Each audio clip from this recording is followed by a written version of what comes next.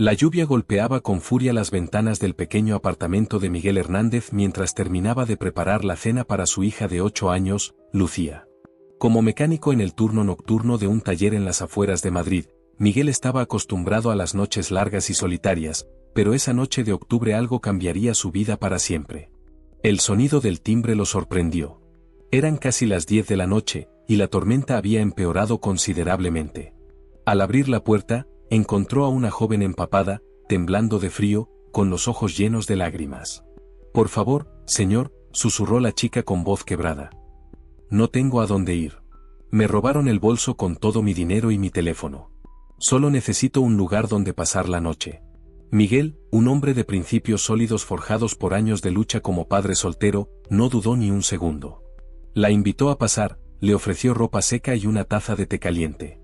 La joven se presentó como Ana, una estudiante universitaria de 20 años que había venido a Madrid para una entrevista de trabajo. «Papá, ¿quién es ella?», preguntó Lucía, apareciendo en el salón con su pijama de unicornios. «Es Ana, cariño. Va a quedarse con nosotros esta noche porque afuera hay una tormenta muy fuerte». Lucía, con la naturalidad propia de los niños, sonrió y le ofreció a Ana uno de sus peluches favoritos. Ese gesto simple marcó el comienzo de algo extraordinario. Lo que inicialmente sería una noche se convirtió en 3 semanas. Ana demostró ser una compañía maravillosa. Ayudaba con las tareas domésticas, jugaba con Lucía, y por las tardes, mientras Miguel descansaba antes de su turno nocturno, ella ayudaba a la niña con los deberes. Miguel trabajaba en el taller de García y Asociados, un negocio familiar que reparaba vehículos de lujo. Su jefe, el señor García, siempre había valorado su dedicación y habilidad técnica. Miguel tenía la costumbre de documentar meticulosamente cada reparación, fotografiando el proceso y manteniendo registros detallados, una práctica que había desarrollado tras varios problemas con clientes exigentes en el pasado. Ana encajó perfectamente en su rutina. Por las mañanas, cuando Miguel regresaba del trabajo, ella ya tenía el desayuno preparado. Lucía había comenzado a llamarla hermana Ana, y Miguel notaba cómo su hija florecía con la presencia femenina en casa. «Miguel», le dijo Ana una tarde mientras preparaban la cena juntos, «no sé cómo agradecerte todo lo que has hecho por mí. Tu familia me ha dado algo que no había experimentado antes». «¿Qué cosa?», preguntó Miguel, intrigado. «Un hogar de verdad», respondió ella, con lágrimas en los ojos. «Donde las personas se cuidan unas a otras sin esperar nada a cambio». Lo que Miguel no sabía era que Ana era en realidad Isabella Mendoza, hija única de Eduardo Mendoza, magnate de la industria farmacéutica con un patrimonio valorado en más de 300 millones de euros. Isabella había huido de casa tras una fuerte discusión con su padre sobre su futuro, cansada de vivir en una jaula de oro donde cada aspecto de su vida estaba controlado. La mañana del 2 de noviembre, Miguel despertó y encontró una nota sobre la mesa de la cocina. Con letra cuidadosa, Ana había escrito: «Querido Miguel y Lucía, nunca podré expresar con palabras lo que han significado estas semanas para mí. Han sido los días más felices de mi vida. Debo irme ahora, pero siempre los llevaré en mi corazón.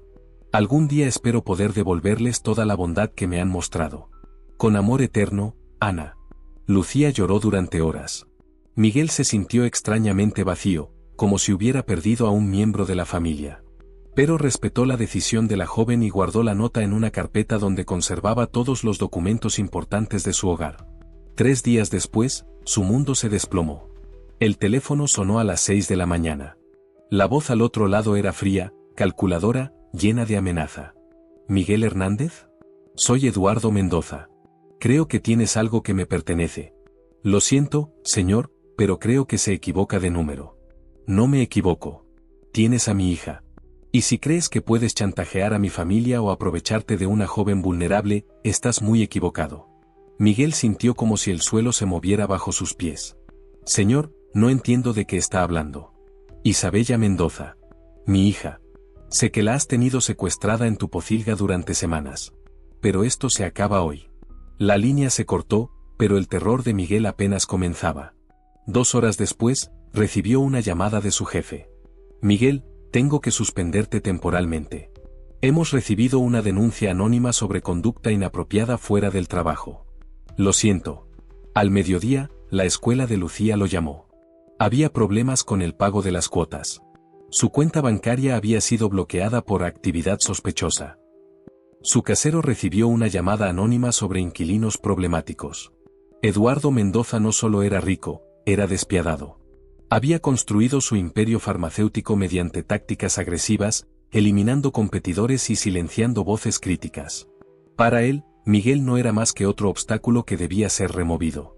Esa noche, mientras Lucía dormía, Miguel se sentó en su pequeña cocina y reflexionó sobre su situación. Había crecido en un barrio difícil, hijo de inmigrantes que le habían enseñado que la dignidad no se negocia y que la verdad siempre prevalece.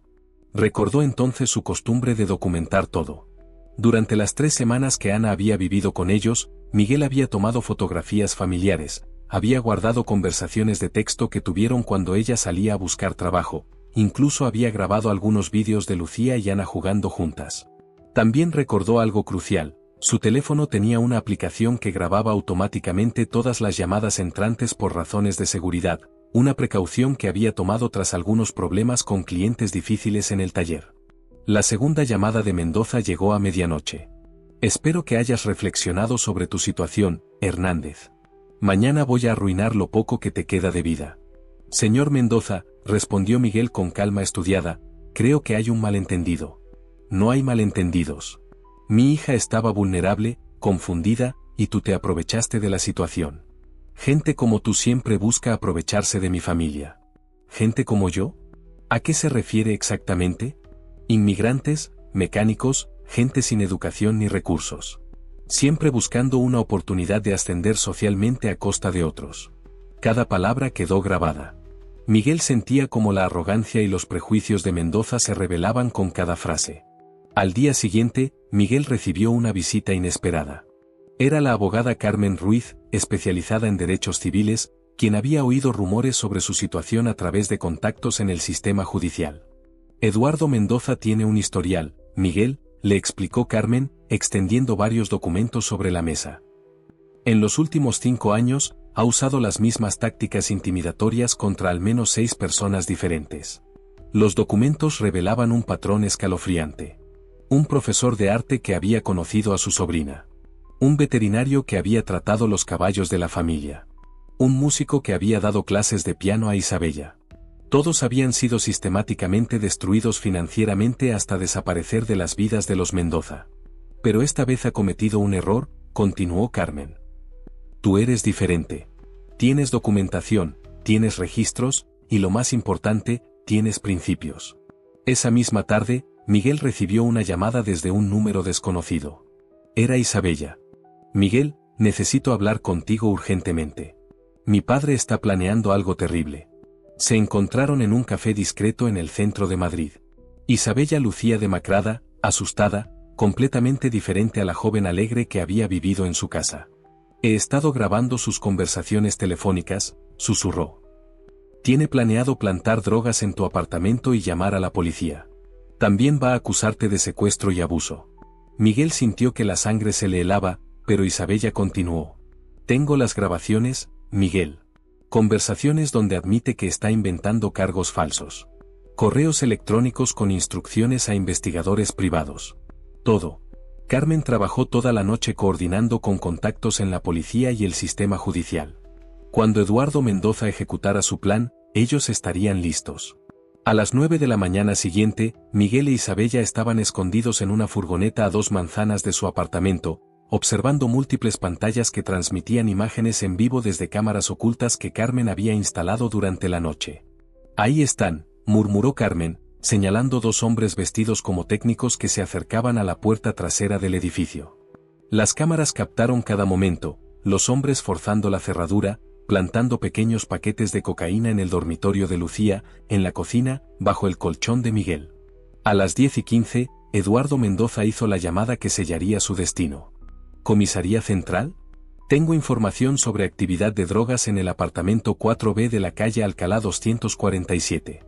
Creo que hay una menor en peligro inmediato. Lo que Mendoza no sabía era que Carmen había alertado al Departamento de Asuntos Internos sobre una posible operación de siembra de evidencia. Cuando la policía llegó al apartamento, no solo encontraron las drogas plantadas, sino también a los 2 hombres todavía en la escena, cámaras de seguridad transmitiendo todo en directo, y grabaciones cristalinas de Eduardo Mendoza coordinando toda la operación. Señor Mendoza, dijo el inspector Morales por teléfono, su voz cargada de una frialdad profesional que hizo que el magnate se diera cuenta inmediatamente de que algo había salido mal. Necesitamos hablar. Ahora. La primera reacción de Mendoza fue intentar usar su influencia habitual. Inspector, creo que hay un malentendido. Soy Eduardo Mendoza de Laboratorios Mendoza. Quizás deberíamos programar una reunión a través de mis abogados. Señor Mendoza, lo interrumpió Morales.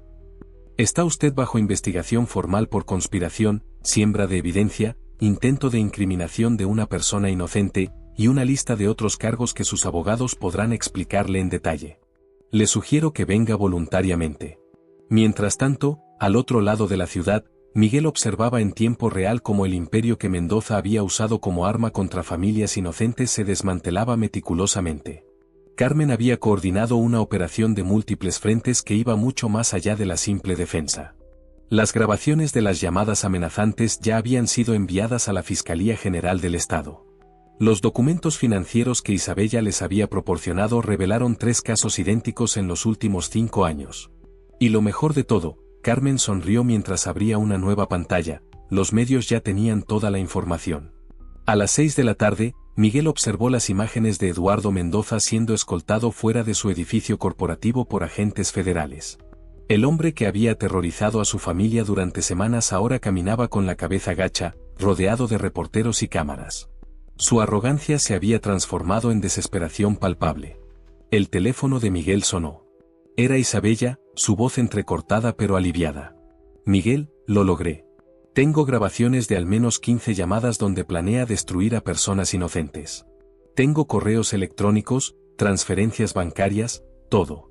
Isabella, ¿estás segura? Preguntó Miguel, genuinamente preocupado por la joven que había arriesgado todo para exponer los crímenes de su propio padre. Me voy a casa de mi tía en Barcelona, respondió. Pero antes de irme, quería que supieras que esas 3 semanas en tu casa fueron las primeras veces en mi vida que me sentí parte de una familia real. Lucía tiene suerte de tenerte como padre. A las 8 de la noche, Miguel estaba en casa con Lucía viendo las noticias mientras preparaban la cena juntos. La noticia principal mostraba a Eduardo Mendoza siendo acusado de múltiples cargos federales. Magnate farmacéutico arrestado por conspiración y persecución sistemática de familias vulnerables, anunció la presentadora. Documentos obtenidos exclusivamente por nuestra cadena revelan un patrón de abuso de poder que se extiende por más de una década.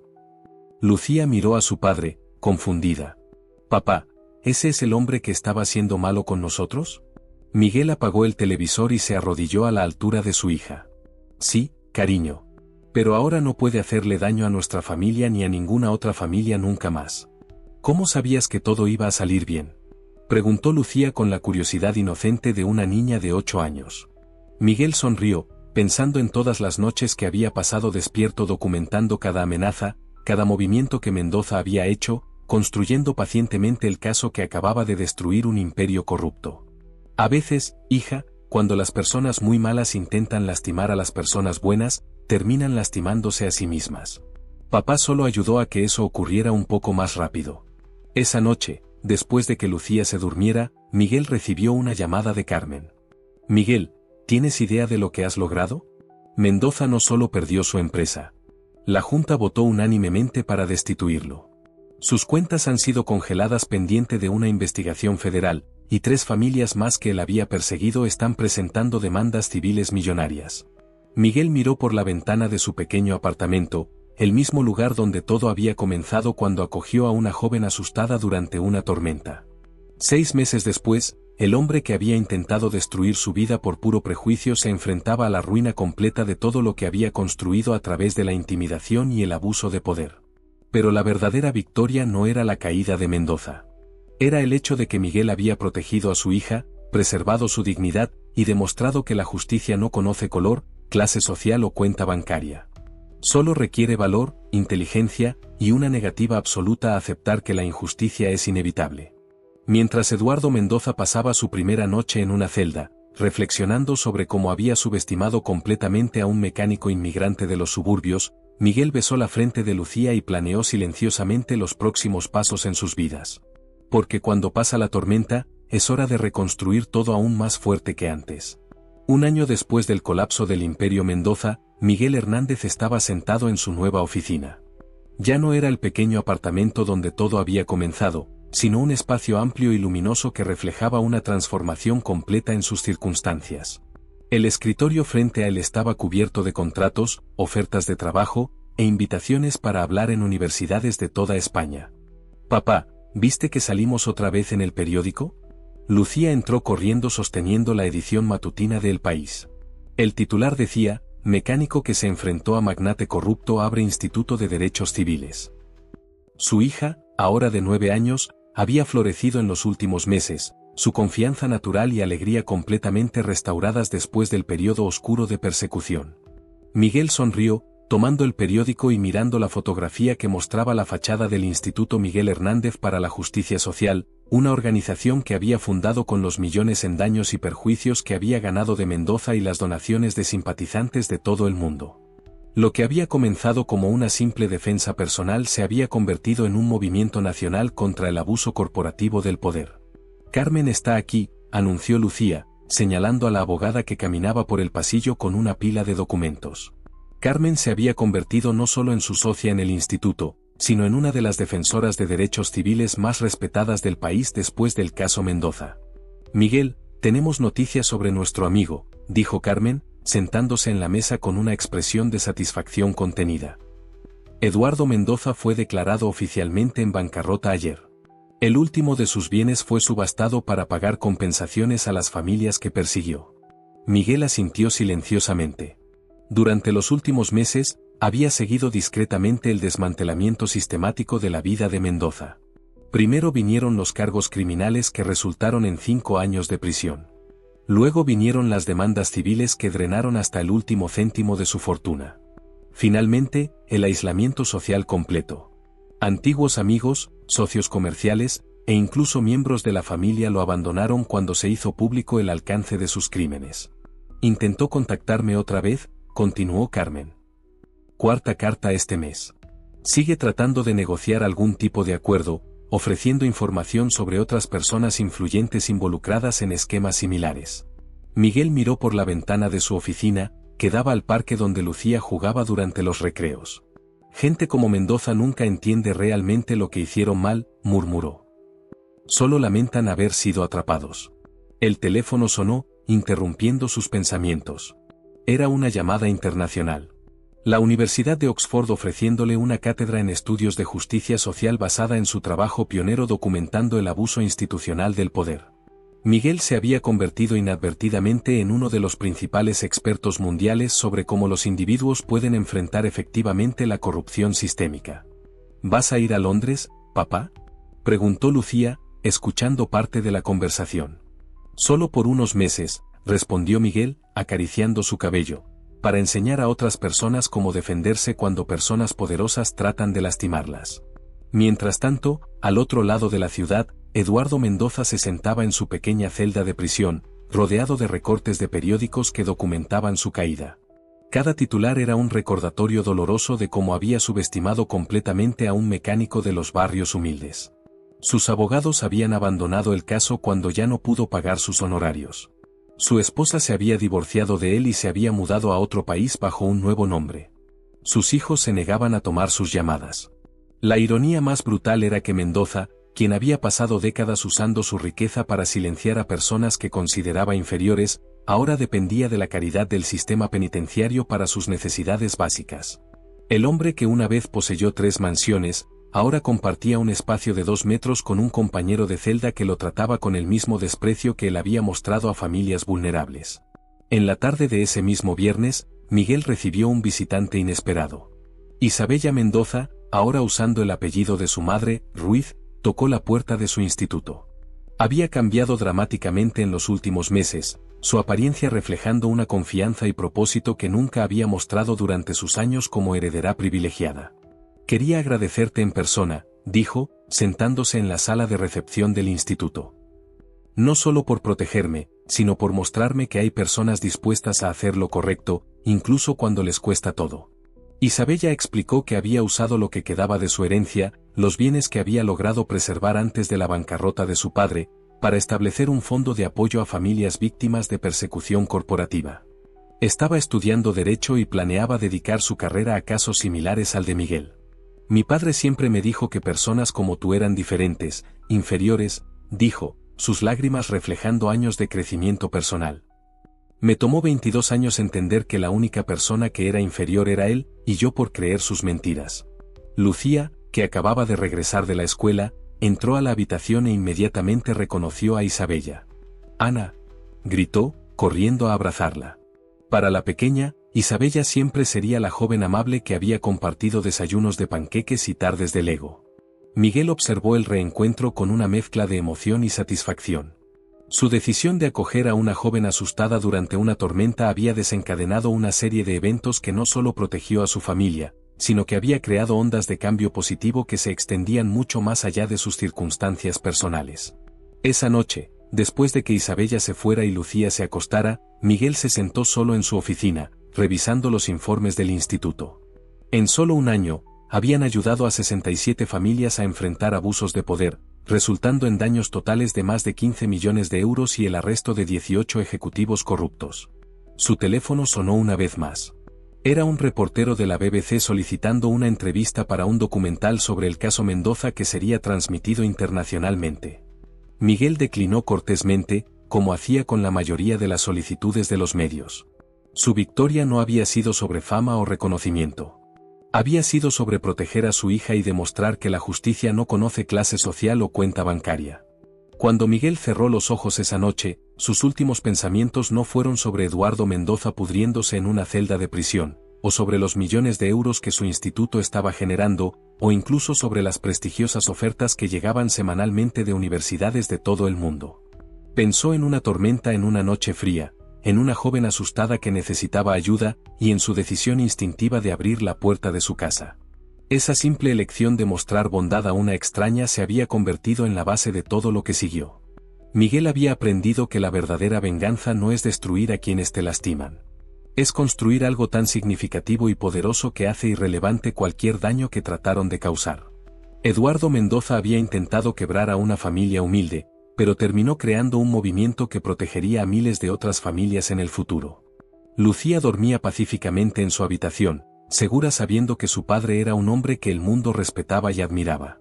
Crecería sabiendo que la fuerza no viene de cuánto dinero tienes o cuán poderosos son tus enemigos. Viene de hacer siempre lo correcto, incluso cuando cuesta todo. Y especialmente cuando todos asumen que no tienes el poder para luchar. La mejor venganza, había descubierto Miguel, es construir una vida tan llena de propósito e impacto que aquellos que trataron de destruirte se conviertan en nada más que notas irrelevantes al pie de página en la historia de tu victoria. Y mientras Mendoza languidecía en la oscuridad y el fracaso, Miguel sabía que cada nueva familia protegida por su instituto era una prueba adicional de que la bondad, cuando se combina con valor e inteligencia, siempre triunfa sobre el privilegio corrupto. En el mundo real, historias como la de Miguel están ocurriendo todos los días, demostrando que cualquiera puede enfrentarse a la injusticia y ganar, siempre y cuando tenga el valor de documentar la verdad y la sabiduría de convertir el sufrimiento en fuerza para proteger a otros. La justicia verdadera no requiere riqueza ni conexiones poderosas. Solo requiere una cosa, la negativa absoluta a permitir que el mal prevalezca cuando tienes el poder de documentar la verdad y exponer la corrupción. Y en esa pequeña oficina en Madrid, Miguel Hernández había demostrado que incluso el ciudadano más humilde puede derribar a los gigantes más poderosos, siempre y cuando tenga documentación, determinación y la sabiduría de convertir cada ataque en evidencia para su propia defensa. Porque al final, la verdad siempre encuentra la manera de brillar, sin importar cuán poderosos sean aquellos que tratan de ocultarla en la oscuridad.